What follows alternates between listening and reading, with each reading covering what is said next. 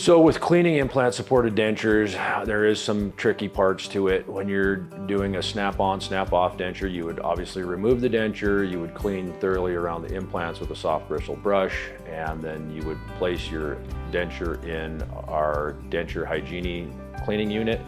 The denture unit cleans the denture for you. You just place a denture tablet in there and run the machine for 3 to 5 minutes. After that's done, you rinse the denture thoroughly and you can place it back in your mouth as long as your gums and implant bases are clean as well. As far as a fixed prosthesis, that changes the game a little bit. Obviously, you can't remove that. So what you'd want to do is have a Waterpik at home and some flossers and do the best you can about getting under the denture. The prosthesis itself can be brushed with a soft bristle toothbrush, non-toothpaste, non-pumice toothpaste. And obviously every 3 months or every 6 months, it's best to come in and have those removed and the implants cleaned and the prosthesis cleaned and polished as well.